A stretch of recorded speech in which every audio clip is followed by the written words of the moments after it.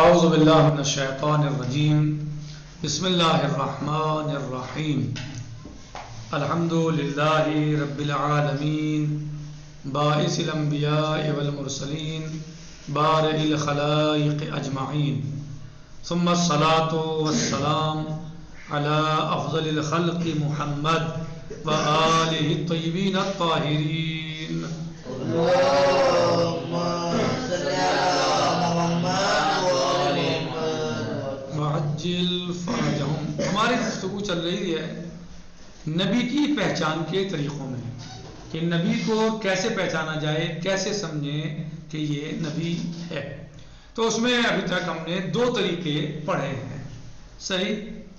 تیسرا طریقہ نبی کو پہچاننے کا یہ ہے کہ نبی کی پہچان کا تیسرا طریقہ، نبی کے آنے سے پہلے والے نبی نے، نبی سے جو آنے والا نبی ہے، جو نبی آ چکا پہلے، وہ آنے والے کے بارے میں اطلاع دے۔ جو نبی موجود ہے وہ اپنے بعد آنے والے نبی کے بارے میں اطلاع دے کہ میرے بعد فلاں نبی ہوگا مثلا۔ یہ بھی ایک پہچان کا طریقہ ہے، جیسے معجزہ طریقہ ہے، اور اس کے اسی طریقے سے یہ طریقہ بھی ہے کہ موجود نبی جو نبی موجود ہے وہ آنے والے نبی کے بارے میں اطلاع دے، صحیح، کہ میرے بعد فلاں نبی آئے گا۔ جیسے جناب عیسیٰ علیہ السلام نے بشارت دی، خبر دی کہ میرے بعد جو نبی آئے گا اسمہ احمد، ان کا نام احمد ہوگا۔ تو یعنی ایک طریقہ یہ بھی ہے کہ آنے والے نبی کے بارے میں جو حاضر نبی ہے، موجود ہے اس وقت، وہ آنے والے کے بارے میں خبر دے اور بتائے۔ کہہ رہے ہیں کہ نبی کے آنے سے پہلے والے نبی نے ان کے آنے کی اطلاع دی، میرے بعد فلاں نبی آئے گا۔ اور جب وہ نبی آئے تو پہلے انبیاء علیہ السلام کے بتائے ہوئے صفات کا حامل ہو اور لوگ صفات کی تصدیق بھی کریں۔ یعنی جو خبر دی نبی نے کہ میرے بعد فلاں نبی آئے گا، تو اور صفات اس کے یہ ہوں گے، تو وہ صفات اس کے اندر پائے جاتے ہوں، ان صفات کا حامل ہو، یعنی وہ صفات اس کے اندر پائے جاتے ہوں اور لوگ اس کی تصدیق کریں، اور لوگ صفات کی تصدیق بھی کریں۔ پیغمبر اسلام صلی اللہ علیہ وآلہ وسلم جب مبعوث برسالت ہوئے تو آپ صلی اللہ علیہ وسلم نے فرمایا کہ میں وہی نبی ہوں کہ جس کا ذکر تمہاری تورات اور انجیل میں موجود ہے۔ یعنی یہ ذکر، ہمارے نبی کا ذکر تورات اور انجیل میں موجود ہے۔ یہودیت اور مسیحیت یہ جواب نہیں دے سکے کہ تورات اور انجیل میں آپ کا نام نہیں ہے، نہ یہودی دے سکے اس بات کا جواب، یعنی منع نہیں کر سکے، اور نہ ہی عیسائی کہہ پائے کہ نہیں آپ کا نام ہماری تورات یا انجیل میں نہیں ہے۔ یعنی نبی پاک نے کیا فرمایا کہ میں وہی نبی ہوں جس کا ذکر تمہاری تورات اور انجیل میں موجود ہے۔ یعنی تم تورات کو تم اللہ کی کتاب مانتے ہو، تم انجیل کو تو اللہ کی کتاب مانتے ہو، تو اسی کتاب میں میرا ذکر موجود ہے، نبی نے فرمایا۔ لیکن یہودیوں نے یا عیسائیوں نے یہ نہیں کہا کہ نہیں آپ کا نام ہماری کتاب میں موجود نہیں ہے۔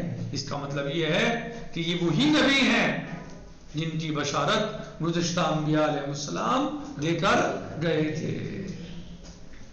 تو نبی کو پہچاننے کا ایک طریقہ یہ بھی ہے۔ یہودیت اور مسیحیت یہ جواب نہیں دے سکے کہ تورات اور انجیل میں آپ کا نام نہیں ہے، بلکہ جنگ پر آمادہ ہو گئے۔ جب انسان پر کوئی علمی دلیل نہیں بن پاتی، علم کے ذریعے وہ نہیں مثلا کسی کو شکست دے سکتا، تو اب کیا کیا مثلا کہ لڑائی اور جنگ پر تیار ہو گئے۔ اگر وہ علمی حوالے سے دلیل دے سکتے تو دیتے، لیکن ان کے پاس کوئی دلیل تھی نہیں، تو اب کیا ہوا کہ نہ مانیں گے نہیں آپ کو، جنگ پہ تیار ہو گئے۔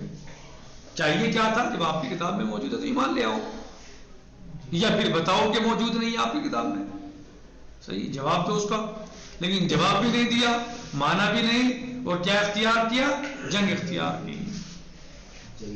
جی، یعنی جب انسان علمی حوالے سے، یعنی اس طرح کے لوگ جب علمی حوالے سے عاجز ہو جاتے ہیں تو پھر وہ کیا کرتے ہیں کہ بس لڑائی، جبکہ یہ حل نہیں ہے، لڑائی حل نہیں ہے. علم کا جواب علم سے دو، سوال کا جواب چاہے صحیح طریقے سے دو، جو ہے آپ بتائیے کہ بھائی نہیں ہماری کتاب میں تو آپ کا نام نہیں ہے، کہاں ہے مسئلہ بتاؤ. لیکن کسی نے ایسا نہیں کہا کہ نہیں ہے، لیکن مانا بھی نہیں. اور جنگ کی جنگیں اور کی یا اللہ یا اللہ. ان کو جنگ کے بجائے یہ کہنا تھا کہ آپ کا نام توریت و انجیل میں نہیں ہے، یہ کہنا چاہیے تھا کہ آپ کا نام توریت و انجیل میں ایک نہیں بات ہے. پوچھنا تھا، جب موبائل تو کہہ رہے ہیں کہ ان کو کہنا کیا چاہیے تھا، ان کو یہ کہنا چاہیے تھا کہ مثلا ہاں بھائی آپ کہہ رہے ہیں کہ توریت اور انجیل میں نام موجود ہے، آپ کا نام تو موجود نہیں ہے. انہوں نے کیا کیا، جنگ پر آمادہ ہو گئے. جنگ کے لیے تیار ہونا اس بات کا ثبوت ہے کہ رسول خدا صلی اللہ علیہ وآلہ وسلم کا نام تورات اور انجیل میں موجود تھا. ان کو جنگ کے بجائے یہ کہنا تھا کہ آپ کا نام توریت اور انجیل میں نہیں ہے، یہ کہنا تھا، ان کو ثابت کرتے کہ نہیں ہے. لیکن انہوں نے ایسا نہیں کہا کہ آپ کا نام نہیں ہے، بلکہ جنگ پر آمادہ ہو گئے، جو اس بات کی کھلی دلیل ہے کہ نبی پاک حق پر تھے اور وہ لوگ آپ کو قبول کرنا نہیں چاہ رہے تھے. لیکن انہوں نے یہ نہیں کہا، بلکہ جنگ شروع کر دی اور آخر میں توریت اور انجیل میں تحریف کر دی اور حضرت کا نام بھی نکال دیا، یعنی اس میں تحریف کر دی، یعنی بدل ڈالا اس کو جو ہے، اور اپنی مرضی سے اسے جیسا پسند ہوا، جو اچھا لگا اسے انہوں نے جو ہے وہ اس میں داخل کر دیا، جو ناپسند چیزیں تھی ان کو نکال دیا. تو یہ تحریف انہوں نے کی اپنے اعتبار سے، ان کتابوں کو ڈالنے کی، ان کتابوں کو یعنی پیش کرنے کی کوشش کی. تو لہٰذا انہوں نے اپنی کتابوں میں تحریف کی اور وہ کتابیں محرف ہو گئیں، محرف ہیں. لیکن نبی پاک صلی اللہ علیہ وسلم جو تشریف لائے اور آپ کی نبوت کی خبر سبھی انبیاء علیہ السلام نے دی ہے، اس کا اقرار بھی کیا ہے، قرآن خبر بھی دی ہے. اور یہ ذکر توریت اور انجیل میں بھی موجود، توریت انجیل میں بھی اس کا ذکر ہوا ہے.